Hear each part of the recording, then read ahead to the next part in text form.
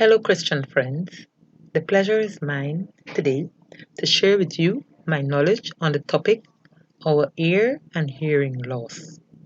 When I was asked to present on a topic, I immediately thought of looking at something different and away from the usual topics like diabetes, hypertension, heart diseases, cancer, and all that.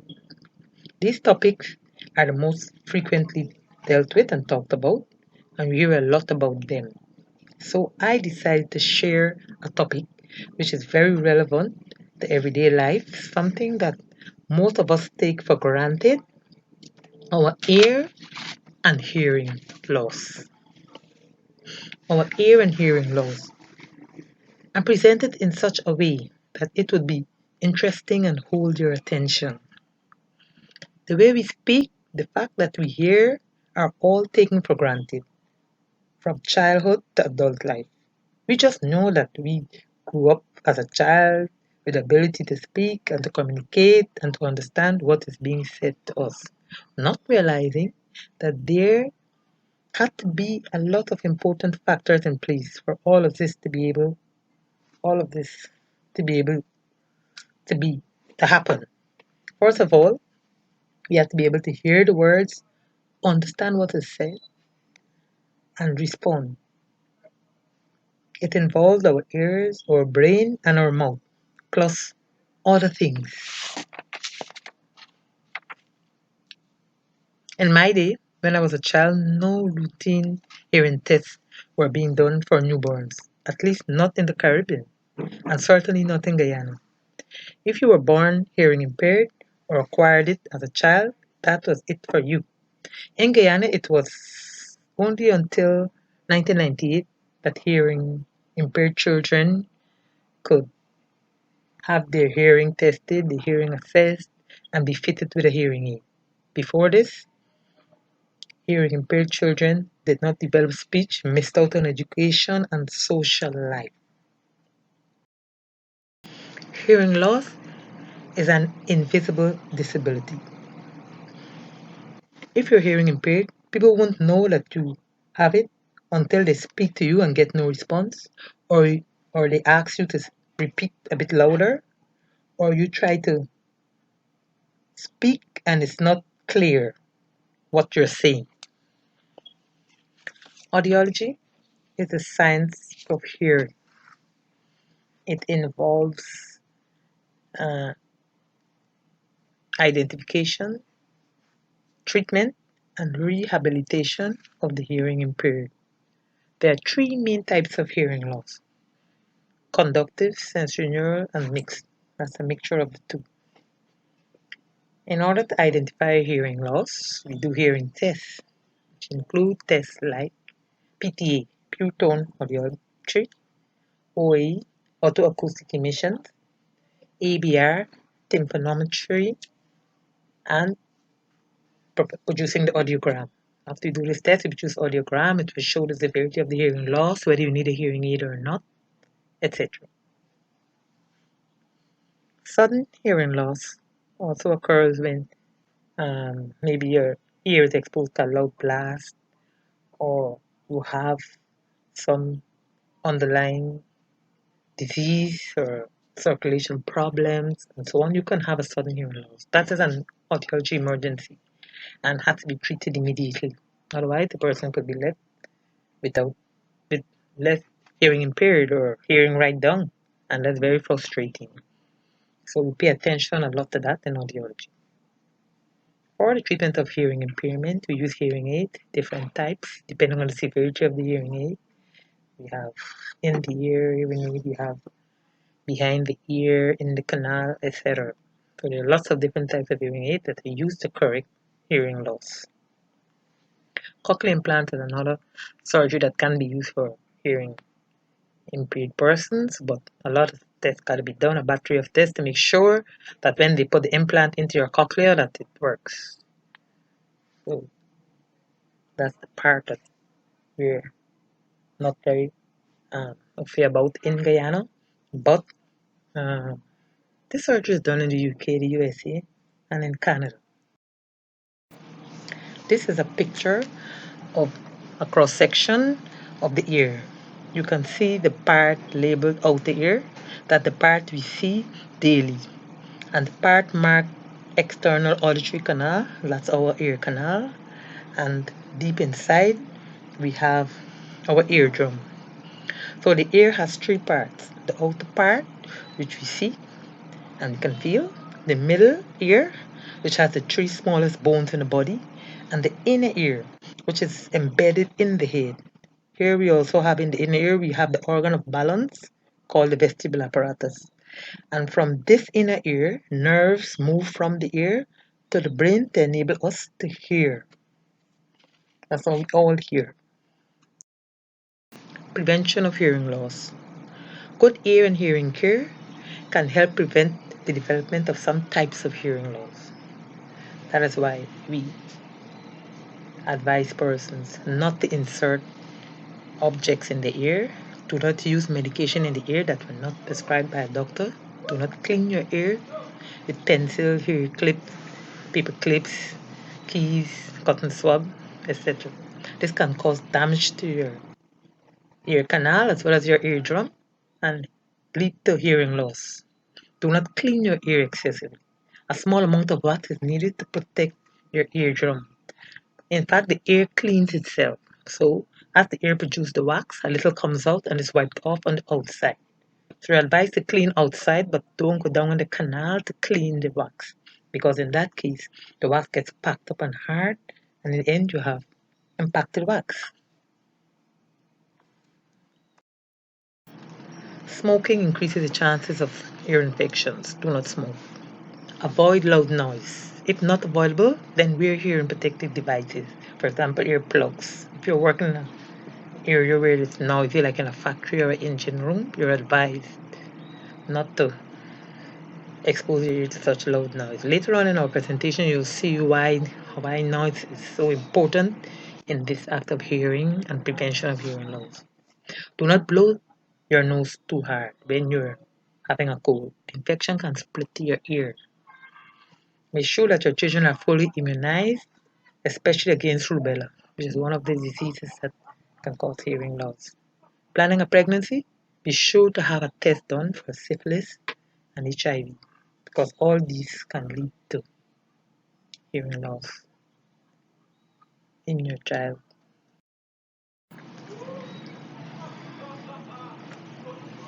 Risk factors of hearing loss include family history of hearing loss, because if your family, in your family, lots of persons, especially the younger ones, have hearing problems, you can inherit it. Prematurity, gestational age less than 30 weeks, 6 months. Severe and prolonged jaundice in newborns. Well, newborns are allowed to have some sort of jaundice, amount of jaundice for about a day or two. But if this jaundice is prolonged in the body of the newborn for a month or more, this can cause the damage of the brain and hearing loss. Low birth weight, less than 3.3 pounds or 15 grams. So once your birth weight is low, you need to have a routine hearing test after birth. Birth defects, anomalies of the outer, middle, and inner ear, cleft palate, Down syndrome. All of these are risk factors for hearing loss. Ototoxic drugs. These are drugs that we use on a daily basis for whatever complaint you're having, any disease. And if we lose them for a prolonged time or use too much of it, overdose, we can develop a hearing loss because the drugs damage our cochlea in the inner ear. For example, low dose aspirin, some people use it for long years. Eventually, you can have a hearing loss after a few years. Quinine is used for malaria. Malaria, after you use it, maybe a week or two, you might find you're having some noise in your ear. It can also lead to hearing loss. Infections during pregnancy. If a pregnant mother gets rubella or toxoplasmosis or CMV or syphilis, the child can develop a hearing loss. Childhood infections like mumps, measles, meningitis, etc. They are risk factors. You're at risk of developing hearing loss. Mumps and measles, some of them cause unilateral hearing loss. Meningitis is the one you pay attention to because after a child has recovered from meningitis, that child should be sent to the audiology department for hearing assessment, and we should be following that child because the effect of the drugs that were used and the virus and the disease or the bacteria or whatever caused the meningitis act directly on the cochlea, and the cochlea can get damaged and it ossifies, turns into bone, and then you can't hear anything. And we have to, if the child is already um, at the age where speech has been developed and so on, we have to put on a hearing aid, monitor, and so on, because after that, that it could lead straight to hearing impairment and loss of speech, no speech at all. Head injuries. If you're in a severe accident or you have trauma to your head, you can develop hearing loss. Causes of hearing loss. These include impacted wax, frequent infections, foreign body in the ear, for example, cotton swab, crayon, perforated eardrum. If you get trauma to your ear, somebody give you a hard hit on your ear, you can get a hole in your eardrum, and that could lead to hearing loss. Mastoiditis, this is an infection of the bone behind your ear. When you press at the back of your ear, you feel that hard bone, that is the mastoid bone. And if you're having frequent infections and all of that, it could event ear infections. Frequent ear infections, it can lead to mastoiditis, infection of that bone where the inner ear is in, so on, and you can have a hearing loss. Otosclerosis. This is in the middle ear, we have the three small bones, the smallest bones in the body, and they can get sclerotic, overgrowth of the spongy part, and all of that, and damage the ear, the inner ear, so that sound traveling through the inner ear will not be able to go through the middle ear, will not be able to get to the inner ear. So that results in a hearing loss. Malformation of the external and middle ear. Sometimes, as we spoke before about malformation, deformed ear, cleft palate, and all of that can lead to hearing. It could be the main cause of a lot of children with hearing loss. Acoustic trauma, as I said before, a loud blast, maybe fireworks to your ear can cause damage to the cochlea and hence hearing loss. Surfer's ear, persons who like surfing and they go surfing frequently, the exposure of the ear to the cold water or the cold wind can can affect the ear. The bone in the ear canal can start overgrowing. They have overgrowth of the bone, hair formation, and before you know it, it's all blocked up in there, so the sound cannot travel through the ear. This leads to hearing loss, and the main treatment for that is surgery in the end. Congenital factors, like as we spoke about, you're born with different diseases that you inherited along with your hearing loss. Perinatal, spoke about that too, around time of delivery. If the brain of the child is deprived of oxygen and the child is being born, maybe covered around the neck and all of that, the cochlea will also be deprived of oxygen and hearing loss will develop. Presbyacusis. This is hearing loss as a result of aging. As we grow older, our ear is getting old too, wear and tear. And depending on how we treated it when we were young, now the all noise exposure and so on, some earlier, some later, but we develop hearing loss in older people. Genetics can inherit the hearing loss from your parents, mother, or your father.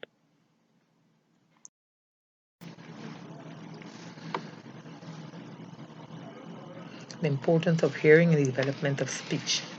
I've been saying that all the time because that's what this is mainly about, and it's about getting it across to you that if a child does not hear, he or she will not develop speech. Children hear from the time they're in the womb, from the time you're a fetus and you're growing, and your mother talking or singing, the child knows the mother's voice from since then. When you were born, the first language you hear, that's the accent and everything that you're going to be. So if you're born in the Caribbean, you will have a Caribbean accent when you speak English. If you're born in a Spanish-speaking country and you learn Spanish as a child, after birth, then you learn English later on. The English that you speak will have that accent, the Spanish accent, because the first language you speak, that's the one that plays very important part on later on the accents that you develop. In some cases, in some schools, some countries, they try to teach children 3 or 4 languages when they're young. So before they reach the age of 5 or 6, they're already speaking 3 or 4 languages. That is very good because the brain is like a sponge and absorbs all. So they're able to catch the different accents in the different language they're learning. As they get older, you don't notice it so much. I should say here that children, if a child does not develop speech by the age of 5 years old, that child will not develop speech anymore in life because the brain grows as you grow. So as you grow, as later on we'll see, as the weeks go by and the months go by, your brain is developing and you also their speech is supposed to be developing as well. So if you're not hearing anything and your brain has already developed in past 5 years, there's nothing we can do about it. You won't develop speech. That's why we pay so much attention to children and speech and their hearing and how the ear is being cared for. Because those children can develop speech and language delay, as we said. They reach the age where they're supposed to speak and they're not speaking. They're not saying anything, so they have no language. They have 1 and 2 word answers or words, 1 and 2 word um, vocab, and that's it. So specific emphasis is placed on children so they can develop speech, they could go on to school, university, and have a life. Signs to look for. Delayed response. When you speak to someone, they take a long time, especially children, not to respond. No speech. Child who's born deaf or who's born hearing impaired, I should say, does not develop speech, does not say anything. Some are just silent. Some of them have a little amount of speech, so they have unclear speech. You ask them something, they say something, and you don't understand. For example, instead of saying spoon, you hear poon. They hear poon, so they say poon. They're not hearing the S. And then if they put all those words together where all of those high frequencies are out, you won't understand what they're saying. Some of them, the speech is so impaired when they're talking, it sounds like all things jumbled, so you won't get it.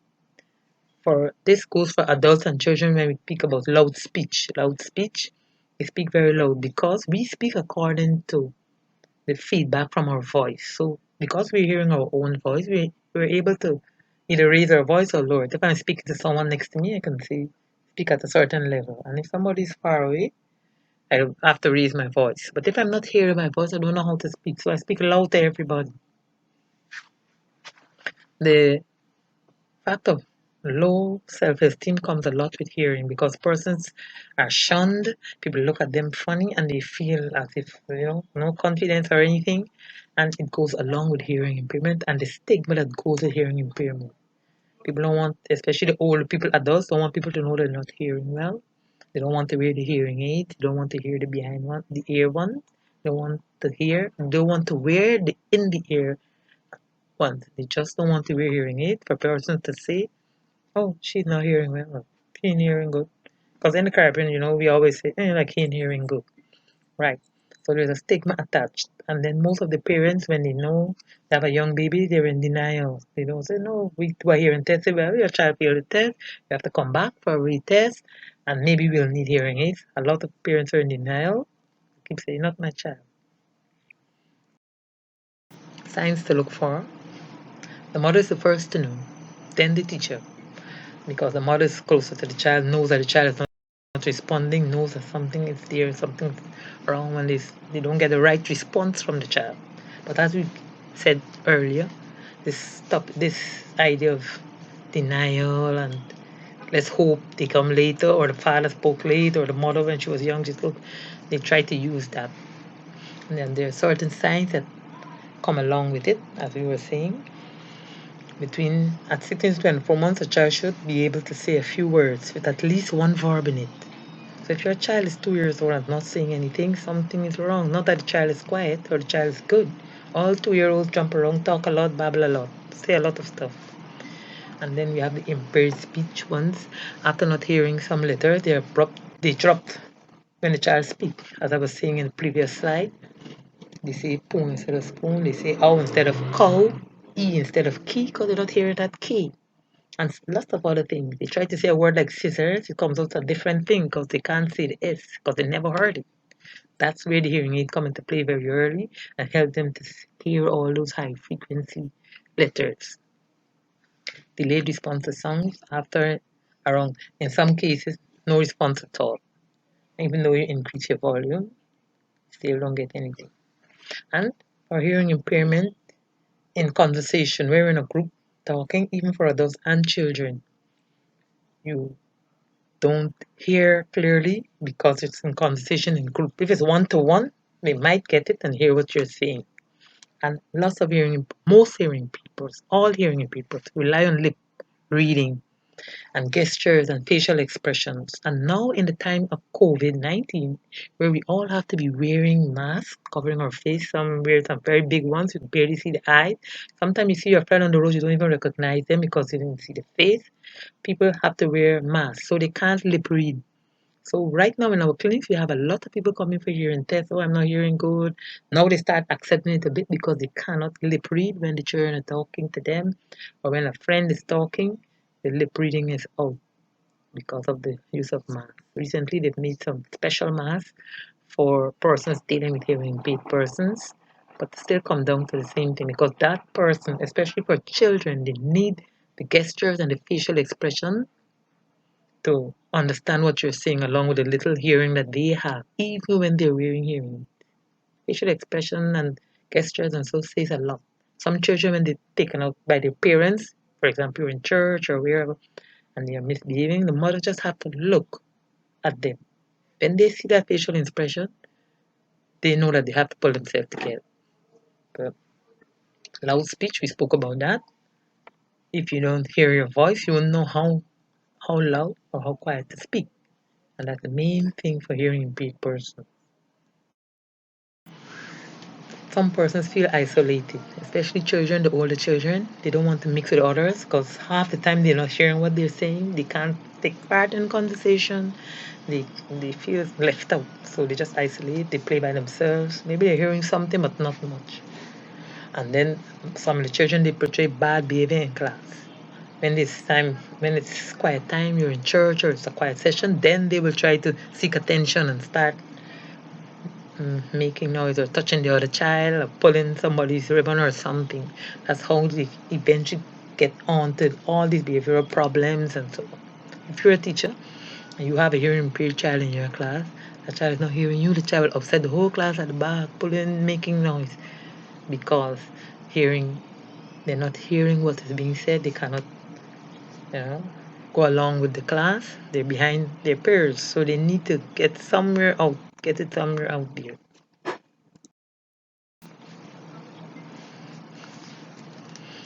I just took some time off to look at normal development for communication and development of speech because a lot of us don't really know how it goes. So between 6 to 8 weeks, child moves or cries to a loud sound. 3 months, the child turns head to sound source, respond to the mother's voice. 6 to 9 months, child turns immediately to voice, listen to the sound, enjoys rhythmic music, makes simple songs, enjoys babbling. Mama, dada, that the babbling starts at around 6 months, 7 months, and moves on into speech. By the time the child reaches 9 months, apart from the babbling, he starts saying words like no, mama, and all of that. At 1 year, the child understands simple words and instructions. For example, touch your nose and so on. Child begins to use single words. By the time the child is 2 years old, child hears clearly and understands most simple language. That's for normal children. This case is for normal development. So if your child was hearing from birth, by the time the child reaches 2 years old, should understand what you're saying. If you say give this to mommy, he knows he's going to give it to mommy, then you remove it is. Third year, by the time they're 3 years old, child uses simple sentences.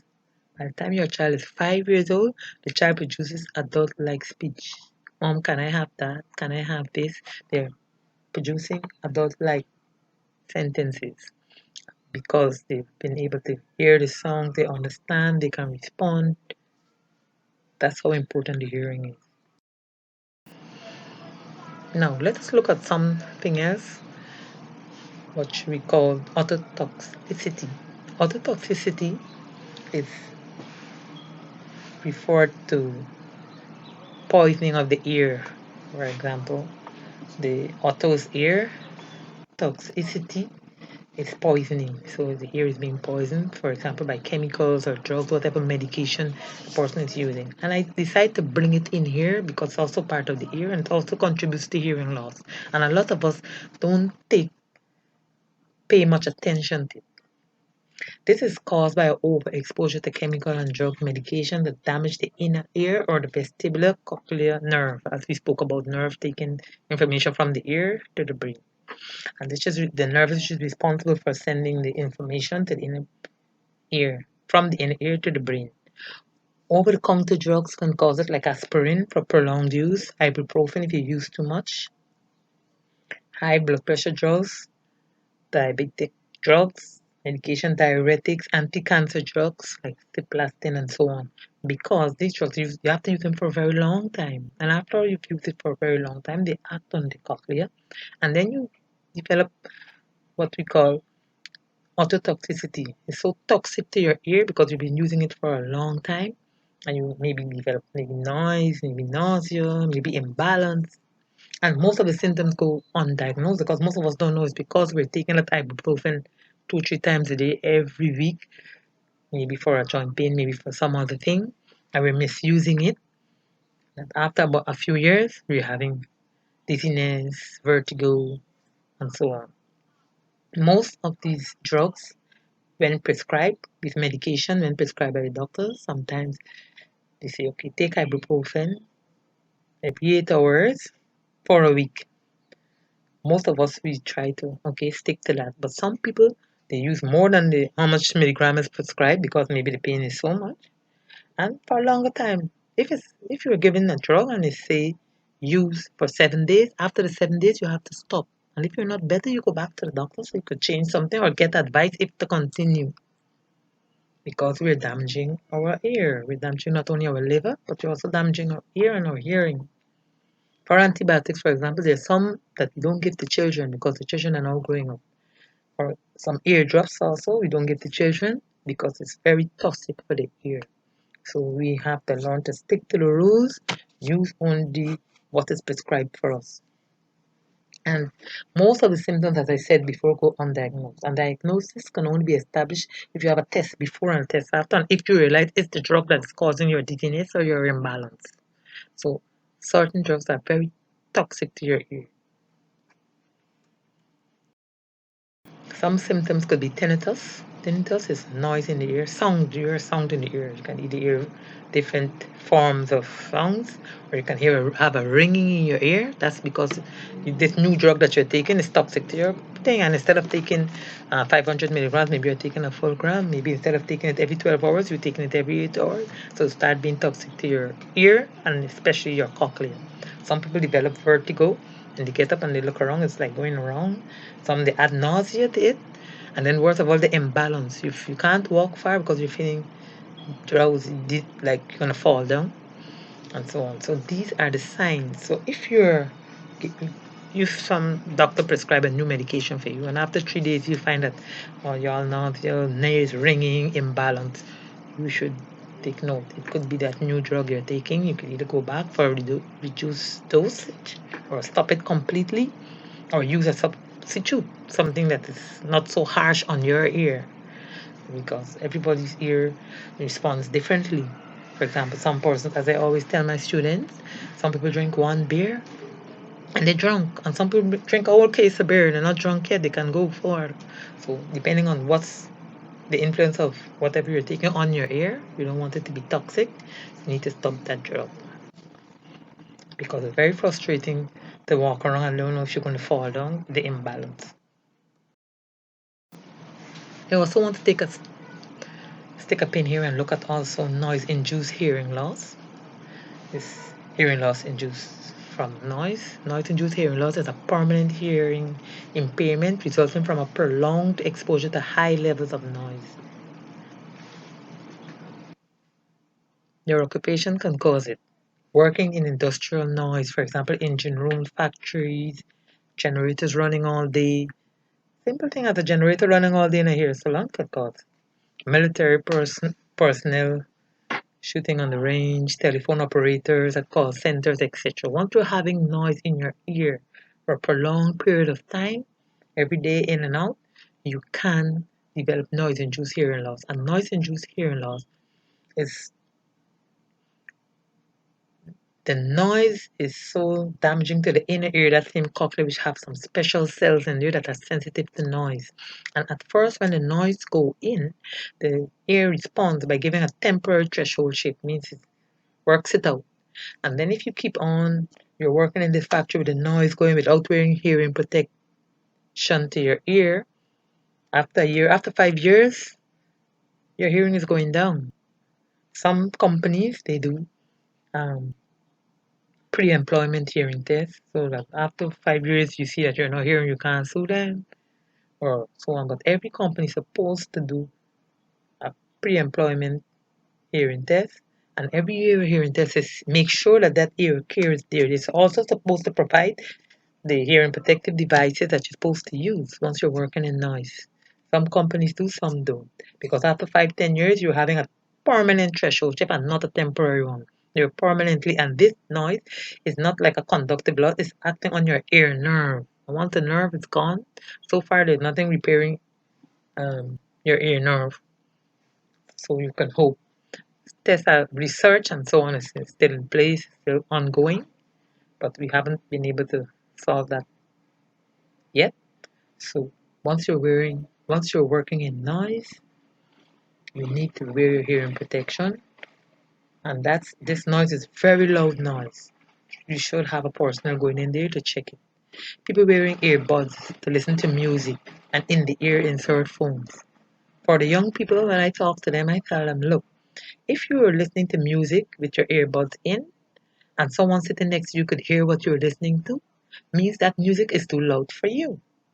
You cannot be listening to loud music all the time. After a few years, you start having ringing in your ears. Then the ringing goes and comes, and then it stops. Then it doesn't stop at all, and before you know it, you have a hearing loss. And as we see, it's a permanent hearing loss because it's damage to the nerve and doesn't come back. Some young people I went to give a talk to, and they told me, "Oh, now, Miss, you're having you have some special buds earphones with a hole in it, and the music doesn't go up to a certain level, doesn't pass that level, but it still come back after a while." It's okay, well, you continue. After a year or two, those same people were complaining that I'm having a ringing sound in my ear. You either have to stop or completely listen to other forms of music. When we start playing loud music, for example, those high frequency notes that they're bringing in right now, it's really damaging, and you get the damage to your ear. That's for the fact, but within 2 years, your ear is already damaged with the hearing. The hearing is already damaged. So to be safe, noise-induced hearing loss is a very big topic because it affects if you're someone working in industrial noise, you can't just get up and leave your job, but you need to pay attention to your hearing aid because by the time you're ready to, your hearing loss, because by the time you're ready to retire and leave that job, you'll be leaving with no hearing. So we need to advise the workers as well as the employers. For noise, I just wanted to include a diagram of the frequency, low frequency and high frequency sound. And then we have the speech banana and all the letters that go in there that we hear normally. This is another one that shows the sound. If you have a drill, it's about 110 dB. Hearing level is measured in decibels, they call them dB. If you have a aircraft passing, that's how much noise you're going to have, 120 dB, and so on. So we need to know these, at least don't know the amount, but know that loud sound is not good to be in for a very long time. This is an audiogram, which when we do a hearing test, you get the audiogram, and this one marks normal hearing. So your hearing is normal. The red is the right ear, and the blue is the left ear, and the hearing is within limits. So you say your hearing is within normal limits. Once it is between 0 and 20, it's within normal limits. The decibels are there, the hearing threshold. So that's normal hearing. That's another diagram of normal hearing. Is drawn out on a special form. And then we look at noise-induced hearing loss I was just telling you about. If you notice, this is not normal hearing because the line that's supposed to go straight across is dropped. And that section of the audiogram is high frequency. So your high frequency start to go first because the noise damaged the high frequency part of your ear.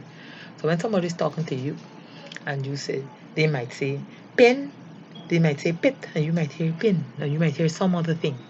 And the words, not the speech, won't be very clear to you. That's the start of the damage. It always starts at a high frequency from 4 kilohertz down.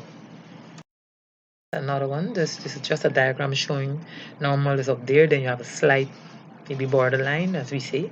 Then you have mild hearing loss. As it goes down, the amount of decibels increases. So it's from 0, where the normal is, and right down to the bottom of this diagram is 120 decibels. So yeah, mild, moderately severe, and profound. And by the time it's profound, you really can't hear anything. We have patients coming in here thankful for the cell phones because they have to type what they want to tell us. We have to type what we have to tell them. That's how bad it is. Then this is the audiogram I just wanted to show, but it's not 0 anymore. It's at 20, 30, and the high frequency side has dropped. So instead of the line going straight across there, it's now like 70 or 80. The damage is there, but you can still hear, you can still be talking. And if you don't do a hearing test, you won't know if you don't do your yearly hearing test. It's just to show you. It's another one. You see the drop right down there. That's how it goes, right down. So noise-induced hearing loss is something very relevant to today because people are using music, those cell phones, listening to music all the time, not knowing that after a few years, you won't be hearing anything. This is all combined. So the first, right, is a 30-year-old drummer.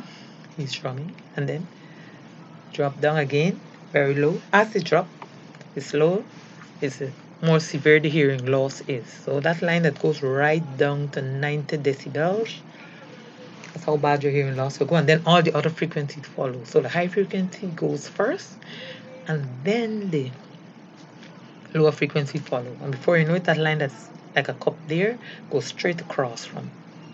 So all drop down. Right.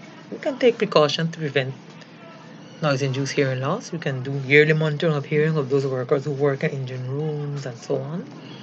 And the persons who are coming, as we said, do a pre-employment audiogram so you know where you're at. And then you know if you're going to work in, if you have a hearing loss, don't go and work in a noisy area or in a factory or engine room or places noise is so loud 24 hours.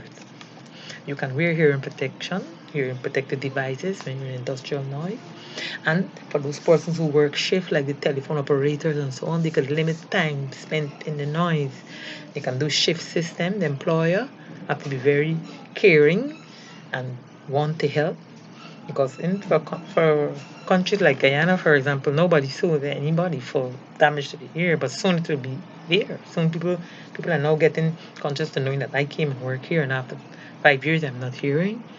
You didn't provide hearing protection for me and so on, they'll go to the courts with it. But for now, we need to talk to the employers. Please provide hearing protection for your employees, and we can do and please provide a shift system. So if you're a telephone operator, for example, or you work in a call center and you work 2 days in a row, you get 2 days off, and then you come back and work 2 days. It's a shift system. So the ear gets time to repair itself, and the temporary threshold shift goes to normal all the time. But if you continue working in noise, after a few years, it's permanent threshold shift. This is just one of the hearing protective devices that people wear, the persons in industry on the ear. It's very good. It keeps the sound out. Some persons refuse to wear it, but this is helping so that you don't get frustrated when it's time for you to retire. You leave here and you're having noise in your ear, nothing can cure it, and all of that. So, my word to you today, your ear needs to be cared for, and we need to practice ear and hearing care and prevent hearing loss because most of it preventable. The ones that the genetic ones, that's the one where you can't do anything, but these ones that where you can avoid all those factors you listed, you present, and you can take care of your ear.